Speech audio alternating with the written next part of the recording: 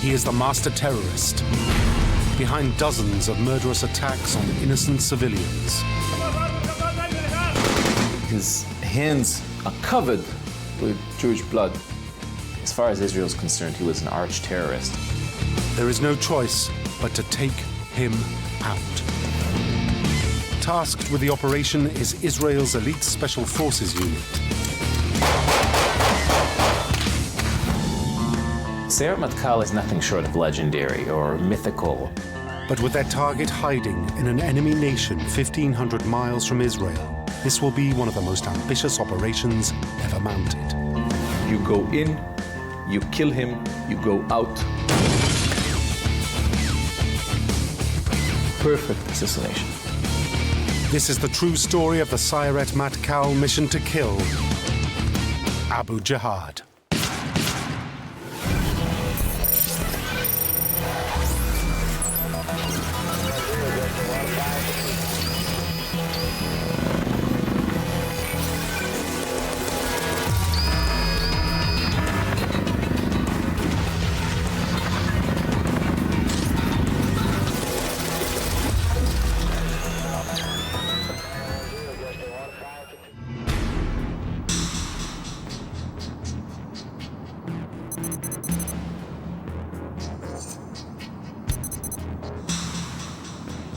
In the dead of night, 3 terrorists infiltrate the Israeli border.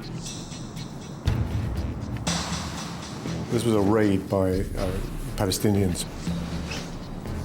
They armed themselves from a secret weapons cache that the PLO had in Egypt.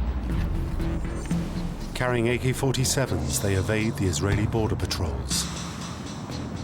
They crossed Israel's southern Negev desert. Their presence remains a secret until when they reach a remote desert road.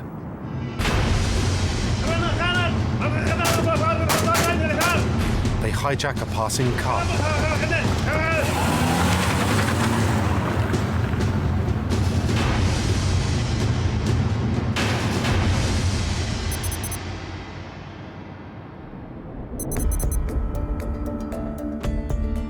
Israeli intelligence receive reports about the car hijacking. They now know armed gunmen are on the loose inside Israel, but they have no idea what their target is. This triggered an enormous security alert in southern Israel. Roadblocks were put up. An hour later, the gunman's car is sighted approaching a high security area. It was not far from Dimona, which is the site of Israel's nuclear reactor. It becomes clear that the terrorists are planning to attack the Dimona reactor, Israel's most important military facility. Yes, the one where Israel has nuclear weapons but has never admitted that they have nuclear weapons. With the top-secret facility at risk, army units race to intercept the terrorists before they can reach their target. Realizing that Israeli forces are closing down on them, the Palestinians suddenly change their plans.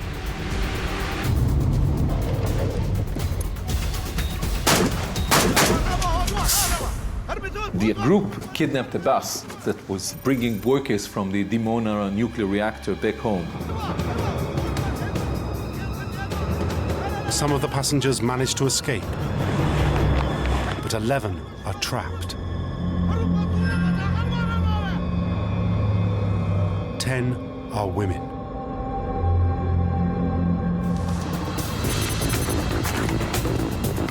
Israeli security forces surround the bus and try to negotiate with the terrorists. But the gunmen are not interested in negotiating. Then they turn their weapons on the hostages.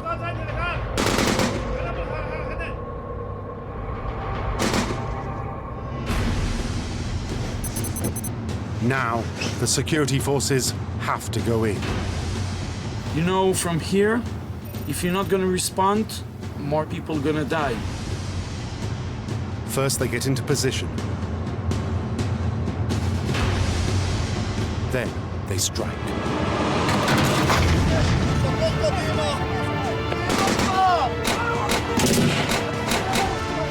In a matter of seconds, Israeli soldiers take over the bus, killing all 3 of the terrorists.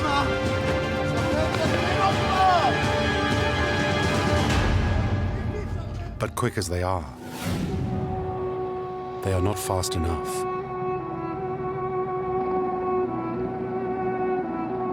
3 of the workers at the Dimona plant were killed. 2 of the victims are young mothers. It becomes known as the Mothers' Bus Attack.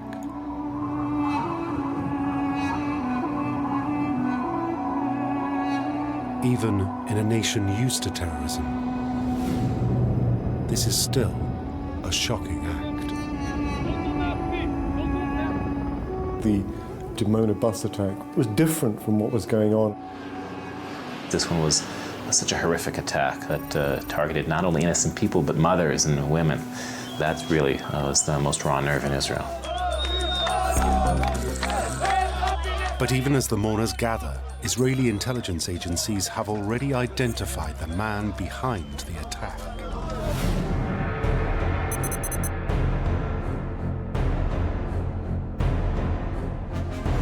The man they are after is Abu Jihad.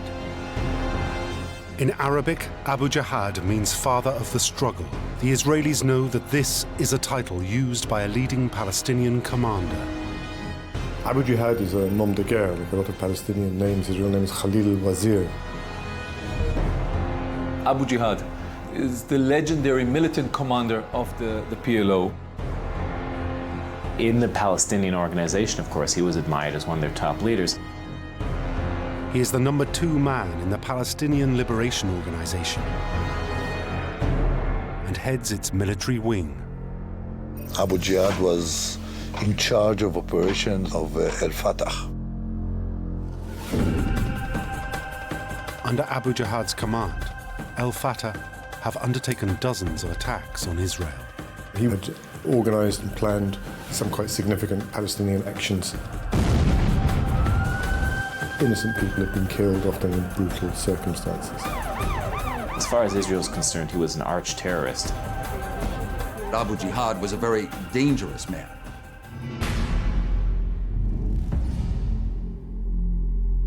Abu Jihad is such a threat to Israel that for 20 years they have been trying to take him out. The hunt for Abu Jihad was conducted throughout the years. There were numerous attempts on his life. All of them failed.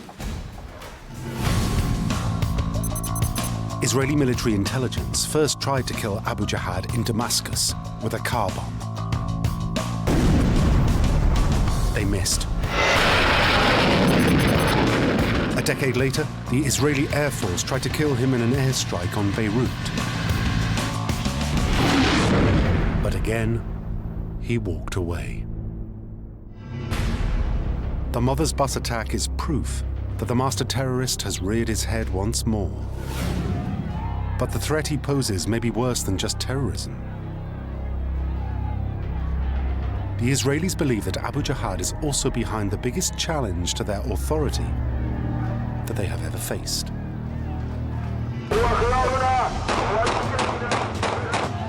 For 3 months, the Palestinian population of Israel has been in revolt. There was this uprising against their rule. There were large crowds of people, often young people, throwing stones at Israeli forces. It had elements of an armed uprising. Its military was in the West Bank dealing with a wide array of protest. It has become known as the Intifada, the uprising. And Israel believes that the hand that controls it is Abu Jihad's. He claimed responsibility for the outbreak of the Palestinian Intifada. He said, I was the one ordering the troops, ordering the demonstrators to go to the street.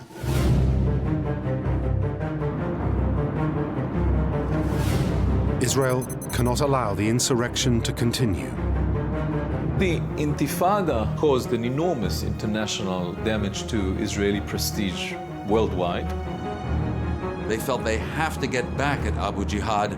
They felt that he couldn't be allowed to get away with that. And the man who decides to deal with Abu Jihad is Yitzhak Rabin, Israel's Minister of Defense. Yitzhak Rabin, who was basically leading the Israeli intelligence and security forces. Rabin was quite a hardliner. He was a military man through and through. His whole concept of peace was based on the fact that Israel had to be strong and it had to defend itself. He also believed very strongly in targeting those terrorists that were attacking Israelis. Rabin decides that Israel must kill Abu Jihad.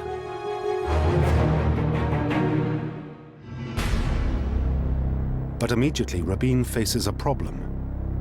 Abu Jihad is a long way from Israeli shores.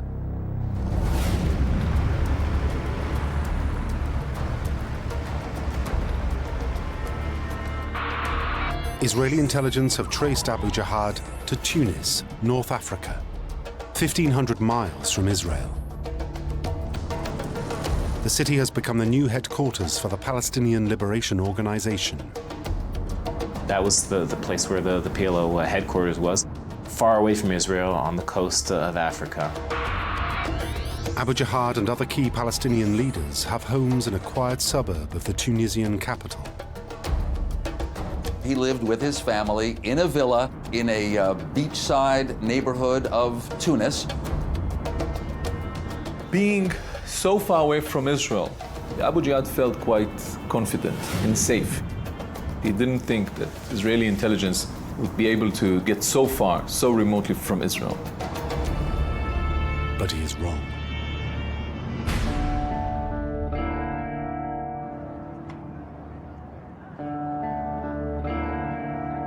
Abu Jihad is already under the watchful eye of Israel's intelligence service, Mossad. These people are followed, these people are tracked. They knew where he was. Israel's intelligence agency carried out surveillance of the area of Tunis where Abu Jihad was living along with other PLO leaders.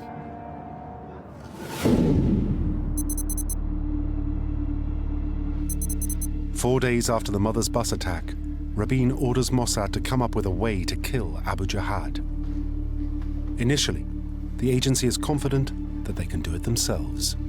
They told Defense Minister Rabin that they could come up with an operational plan to assassinate Abu Jihad in Tunisia within 30 days. Mossad come up with various alternatives for killing Abu Jihad. By a sniper. By exploding his car. By planting a booby trap, an explosive where he was driving from his house to his office. By poisoning him. By firing rockets on his house. All sorts of possible operations.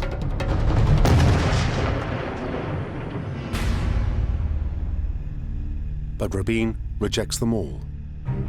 None of these options guarantee that Abu Jihad will be killed.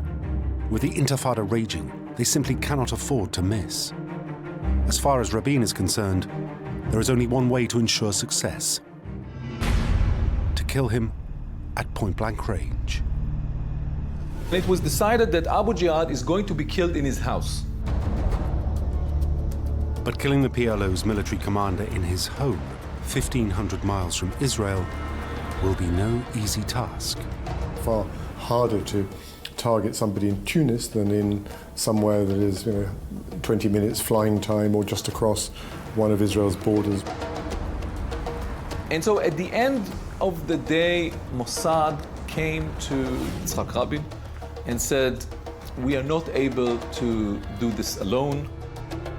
Skilled assassins as they are, getting a hit team inside Abu Jihad's house without being discovered is beyond even the Mossad. So Rabin now calls upon a highly secretive Special Operations Brigade, famed for their ability to strike at Israel's enemies wherever they may try to hide. When Israel wants to strike, Israeli leaders turn to a special unit of the Israeli military. The immediate candidate to perform the assassination is the General Staff Reconnaissance Unit. But in Israel, they are known by another name.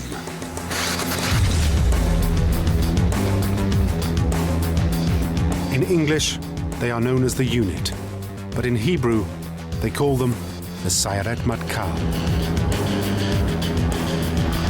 Sayeret Matkal in Israel is nothing short of legendary or mythical. It's essentially the top unit in the army. It's the sort of byword for an elite unit. There are others, but that's the sort of crème de la crème. It's a unit modeled after the British SAS. SEAL teams are similar to it, Delta Force is similar to it. Like these other special forces units, the Sayeret Matkal are experts at killing people. They're thought of as assassination specialists. They're willing to sacrifice everything for their country. Commandos train intensively in survival skills, marksmanship, and hand-to-hand combat. Their job is to go on special operations that are considered beyond the scope of your regular troops. Only the very best of the Israeli military are recruited into the Sayeret Matkal. You're looking in elite unit for a person that in no time can concentrate and do the things fast. You're looking for a person that will never give up on himself. These men have the reputation for accomplishing things, getting things done.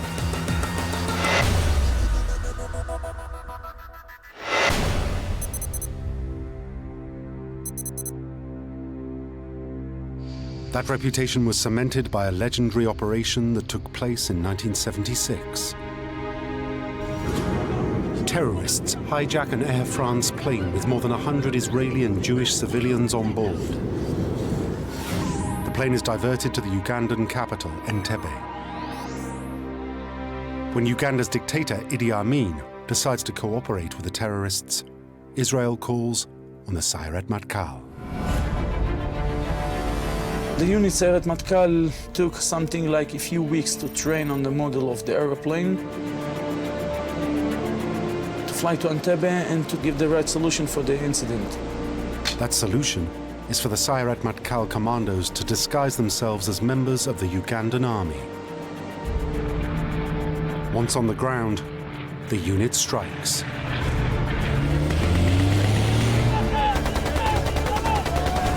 They went in there, did a counter-terrorist mission over 1,000 miles from home, killed the terrorist, got out of there alive. 102 hostages were rescued and returned to Israel, with only 3 civilian casualties.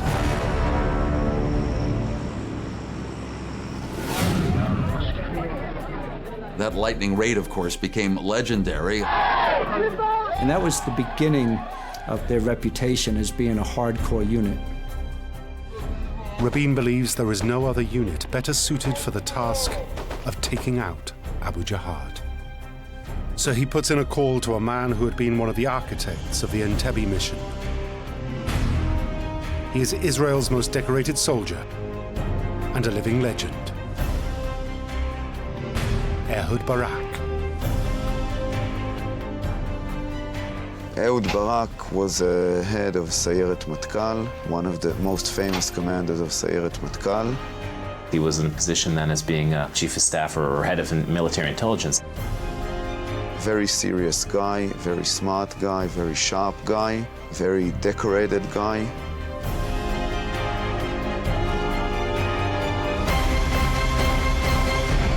Rabin orders Barak to draw up a plan for the Sayeret Matkal to assassinate Abu Jihad. It will be known as Operation Show of Force. Now Barak demonstrates one of the hallmarks of the Sayeret Matkal: meticulous planning.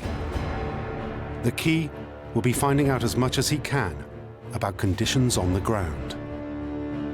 They, more than anybody, know the importance of intelligence and good intelligence. Despite the distance, if everything was carefully looked at in advance, there was a reasonable chance that they could be able to get away with it. First, Barak has Mossad send more agents to Tunisia.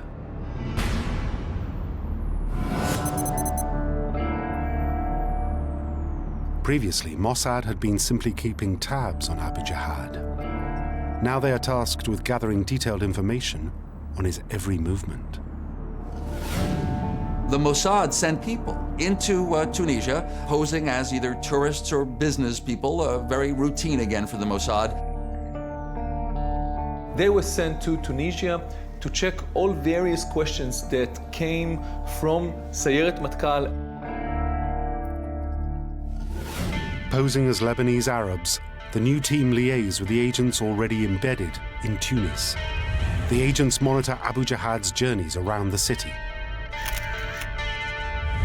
The Israeli intelligence was updated of the tiniest details of Abu Jihad daily routine and daily schedule.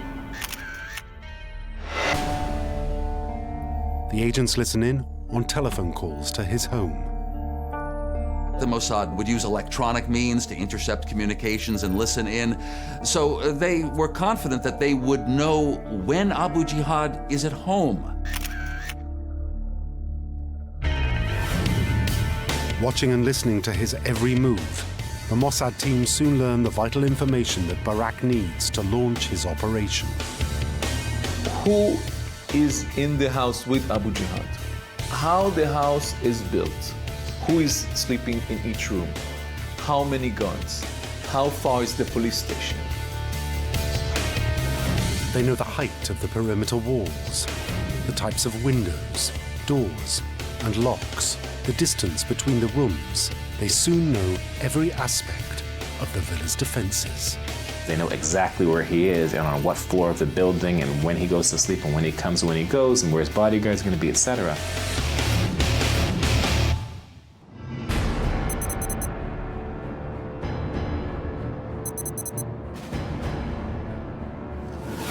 Armed with the intelligence from Mossad, back in Israel, Barak begins to draw up plans for the operation. And so Sayeret Matkal was starting to plan how to take out Abu Jihad. The plan Barak develops is to send in a small team of commandos to assault the villa under cover of darkness. But it will only work if it is carefully choreographed.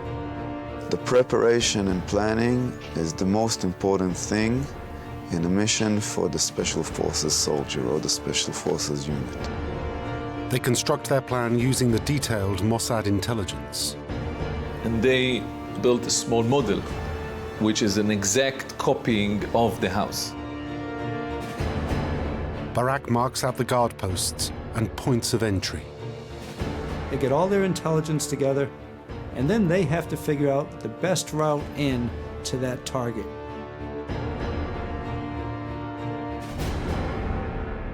Different strategies for the assault are debated in order to minimize the risk of failure. The soldiers are smart and they have a lot of experience, and if they have a good idea, then the idea is taken and the plan is changed. Once this is agreed, the commandos mark out the exact footprint of the villa and practice the assault again and again. That was something that Israeli intelligence and the Sayeret Matkal commandos frequently did. They never wanted to leave anything to chance. Like every other secret or special operation, you should train. Train for the exact steps, for the exact performance of yourself and others and so on. But expect the unexpected.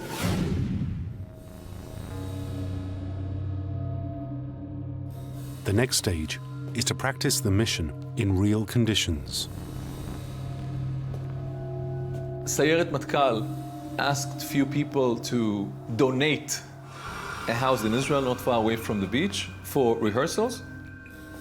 House is quite similar to that of Abu Jihad. And again, practice the assault in Israel before embarking on the mission.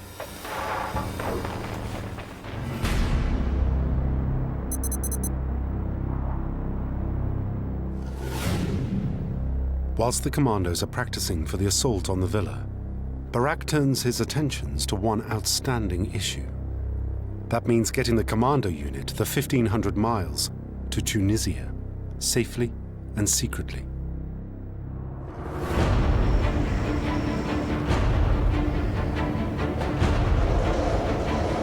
All arms of Israeli power would be involved here. The Mossad, the military intelligence, the Navy, the Air Force. Barak mobilizes the entire Israeli military. First, the Navy will take the commandos from Israel to Tunisian waters in missile boats. It was a huge armada of ships, airplanes, cargo ships, carrying helicopters. Above them, Barak orders the Air Force to be ready with an emergency evacuation plan. Sayeret Matkal is under the coverage of the Air Force in order to be evacuated if something really bad happens. It is an almost unprecedented mission in its size and ambition. This was a huge operation. Thousands of soldiers and intelligence officers from the Navy, Mossad, military intelligence.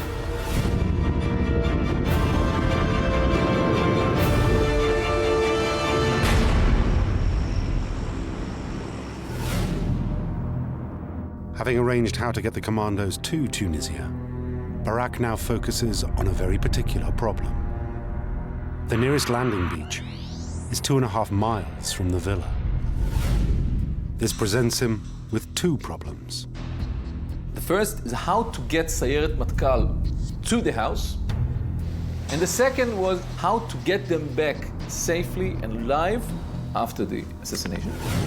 How can Barak get the team through the Tunisian streets without them being detected by either the Palestinians or the Tunisian police?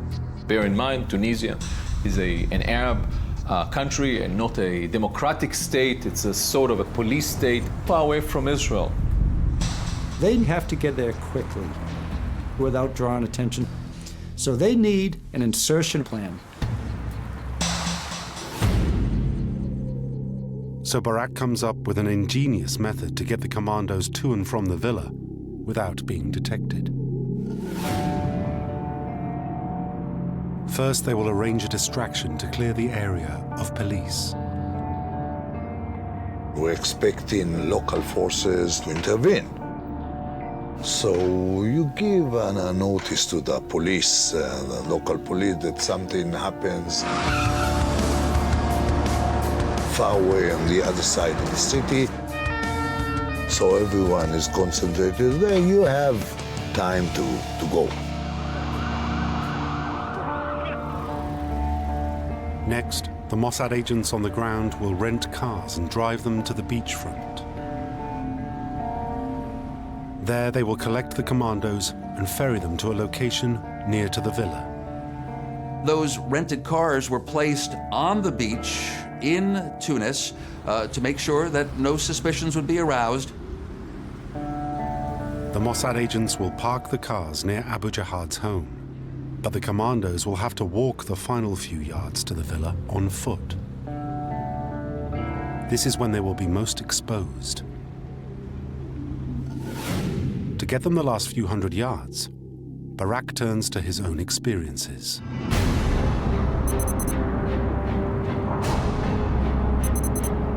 "15 years earlier, Barak was involved in one of the most remarkable missions in the history of the Sayeret Matkal. The unit was sent into Beirut, the heart of enemy territory. They were sent to kill the men behind the slaughter of 11 Israeli athletes at the Munich Olympics. To infiltrate the city undetected, Barak and the others employed a very unusual disguise. Some of them are dressed as women in order not to distract attention that just a group of men is walking in the street. It's always easier to have men and women together. Their disguises allowed the unit to disperse through the city undetected and launch multiple synchronized attacks.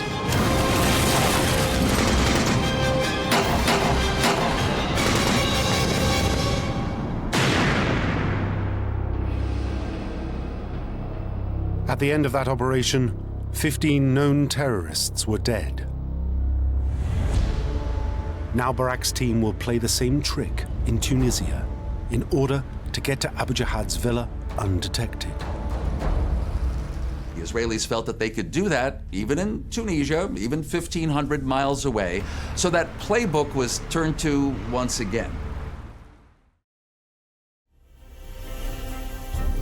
This leaves Barak with one final decision: to choose the man to lead the mission. He chooses Nahum Lev, the deputy chief of the Sayeret Matkal. Nahum Lev, his deputy, one of the most brave and legendary figures and different figures in the history of Sayeret Matkal, to lead the operation.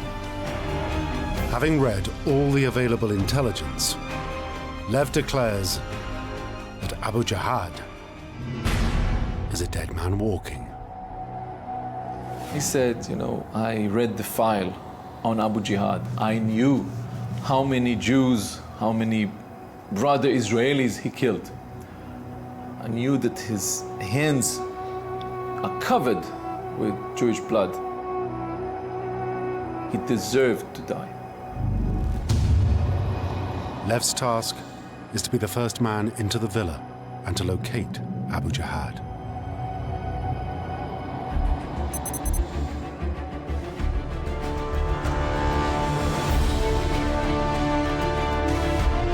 Lev and his men now embark on the 1,500-mile journey to Tunisian waters. The quarter-century chase for Abu Jihad is almost over. At a military base south of Tel Aviv, a specially adapted passenger jet takes off bound for Tunisia. The Israelis used an electronic warfare aircraft, a converted Boeing. Barak will command the operation from the plane, which has been turned into a flying control center. A few hours later, the plane reaches Tunisian airspace. Barak now orders the Mossad team to the beach. The Mossad was waiting with the rented cars by the shore, waiting for the Sayeret Matkal people to come ashore.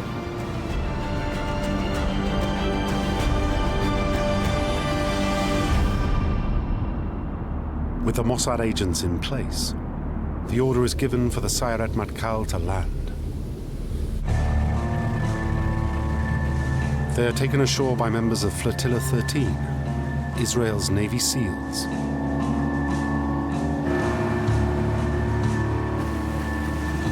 To minimize sound, commanders row the last few hundred meters to shore. The Israelis landed in the dead of night. They were picked up by the Mossad people. Nobody was there when it came to Tunisian security. Immediately, the commandos change into their tourist disguises. They're all changing very quickly. They change their clothes to civilian clothes. Some of them are dressed as women. The whole group, Mossad, Flotilla 13, and Sayeret Matkal are waiting at the beach for the final go-ahead. As they wait for a green light, the commandos learn from Barak that there's a problem. Israeli intelligence have intercepted a phone call to Abu Jihad. Someone from the PLO headquarters called Abu Jihad and said that they were warned by apparently a European intelligence service that the Israelis are thinking of killing a PLO senior figure. Barak's fear is that if Abu Jihad suspects he might be the senior figure being targeted, he may flee Tunis immediately. The Israelis were quite afraid that he's going to take this threat seriously. Barak demands a report from the Mossad team watching the villa. Is Abu Jihad at home, or has he fled Tunis? The agents report that his Mercedes has been seen arriving at the villa, but they cannot confirm that Abu Jihad was in the car. They saw people going out of Abu Jihad house and getting into the house, but they didn't see their face. While Barak waits to find out where Abu Jihad is, he orders the Mossad agents at the beach to take the Sayeret Matkal to their position near the villa.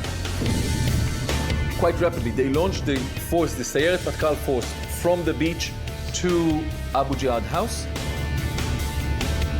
At about 1 o'clock in the morning, the 3 vehicles that contained the Israeli commandos went into this neighborhood called Sidi Busaid.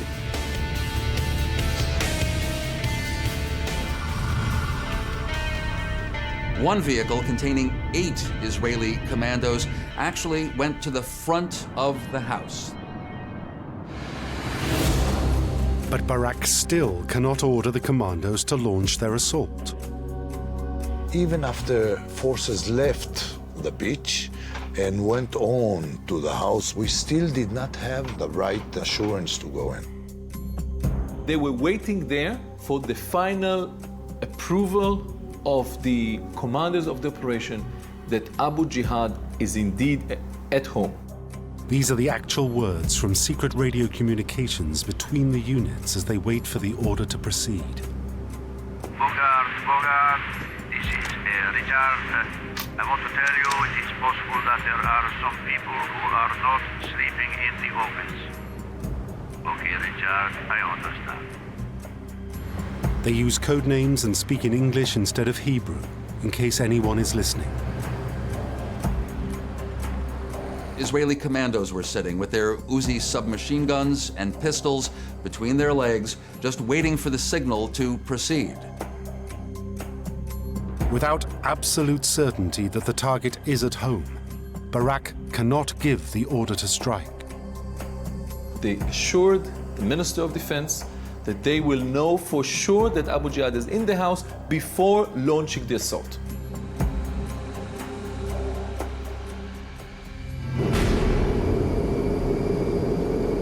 It is now that Barak shows the Sayeret Matkal's real quality. He has a backup plan. Israel is famous for being adjustable. We change views, we change our behavior, we change actions according to time and persons involved. That's elite unit.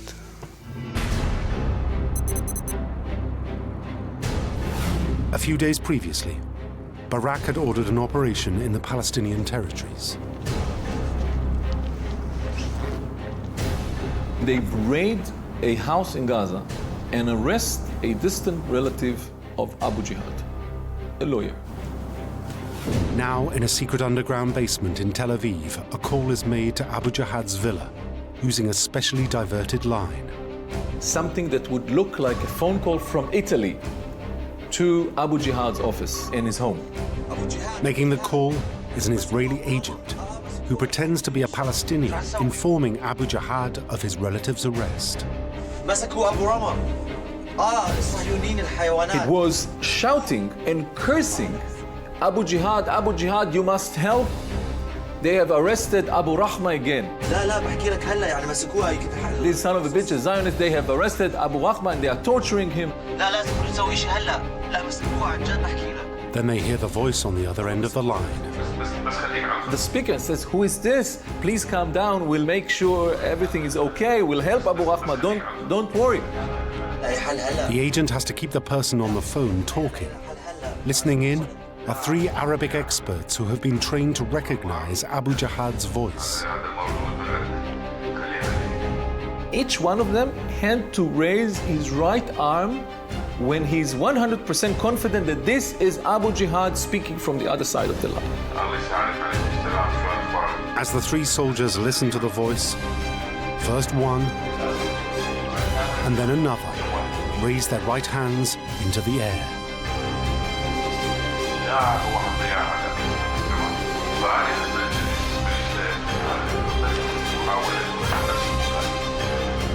Finally, the third hand is raised. It was approved and confirmed and corroborated that Abu Jihad is in the house. Finally, Barak can give the order to strike. Bogart, this is Richard. You can leave the station. You can leave the station. Do it fast. I say it again, do it fast. Lev, the commander of the operation, and another commando dressed as a woman begin the final approach to the villa. Disguised as a romantic couple, they walk through the busy streets. Hidden in plain sight, nobody would think twice looking at these guys. Their task, to approach the villa undetected and take out the guard on the gate. So they were a pair walking the street carrying a chocolate box. But the innocuous-looking chocolate box Lev carries actually conceals a gun. They had a weapon hidden under a box of chocolates. It's not going to be in a holster, and it won't be slung around the neck. Lev and his partner now approach the entrance to the villa, where the guard is sat in Abu Jihad's black Mercedes. They got close to the driver of Abu Jihad that was still sitting in the car. The woman distracts the guard by asking for directions. They pulled out a map and they wanted to ask him some sort of tourist request. As the guard looks over the map, Lev acts. Now the other commandos make their move. The 8 commandos swiftly assaulted the house. They went to the backyard and came to the door.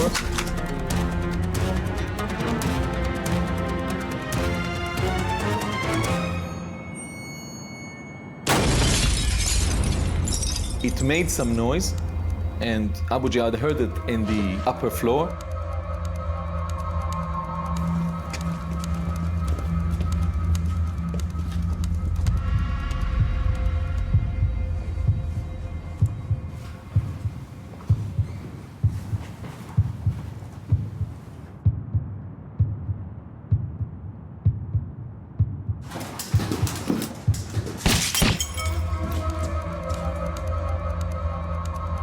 Lev and his accomplice concentrate on the stairs that will lead to Abu Jihad. The other team go to take out the remaining bodyguards.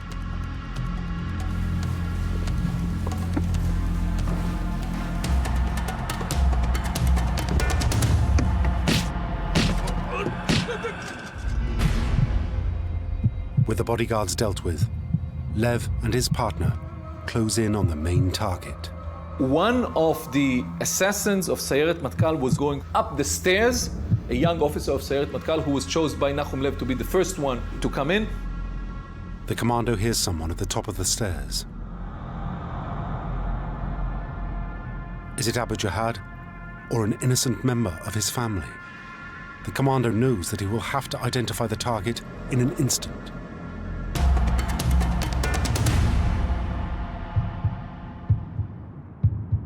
The commando reacts instinctively.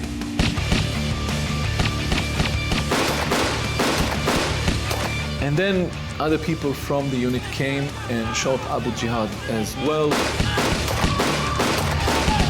70 bullets hit Abu Jihad, and his right hand, which had held the pistol, was nearly severed.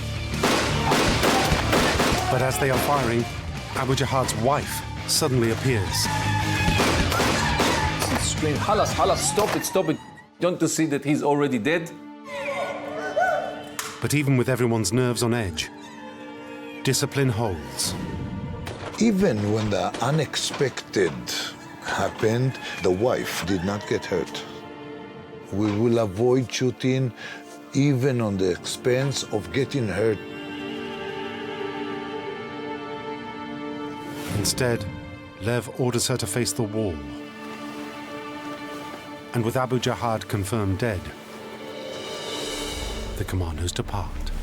Once it was finished, they rushed into the cars, back to the beach, back to the boats, and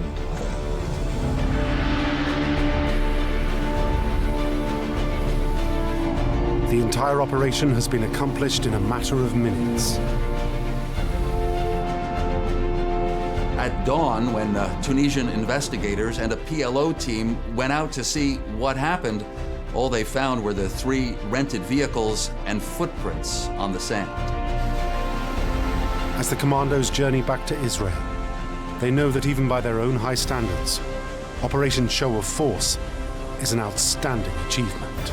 Abu Jihad, who as far as the Israelis were concerned was the main planner of the Intifada they were out to stop, was dead.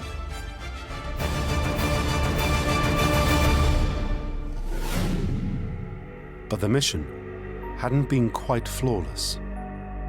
Despite all the intelligence gathered, there was something they had missed. At the time of the raid, Abu Jihad's gardener was sleeping in the basement of the villa. This innocent man had been killed alongside Abu Jihad's bodyguards.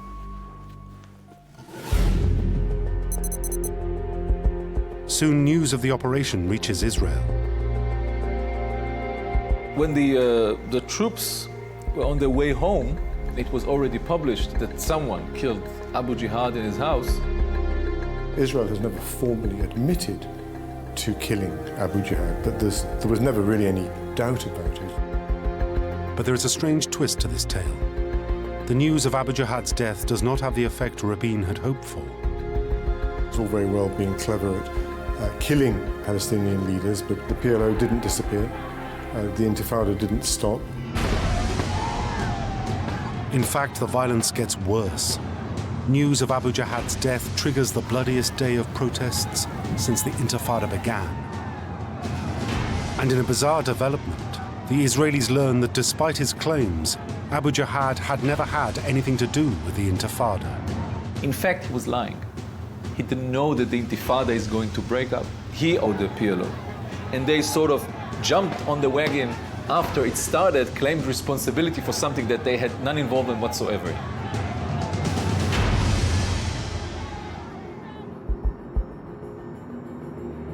And the reaction of Israelis wasn't what Rabin had expected either. There was quite a lot of comment in Israel that, well, this was a brilliantly executed mission by our boys. At the end of the day, did it make much difference in the big picture? Not really. But one difference it did make was to the career of the man in charge of the operation, Ehud Barak. It's hard to overstate what a legendary career he's had. In the years after the Tunisian mission, Barak was made chief of the general staff. And in 1999, the Israeli people showed their admiration for the Sayeret Matkal when they elected this former leader of the unit to become Israeli prime minister. The Israeli public, though it doesn't know much about precisely what Sayeret Matkal has done, well, the Israeli public knows that it's a trustworthy group of men who get things done.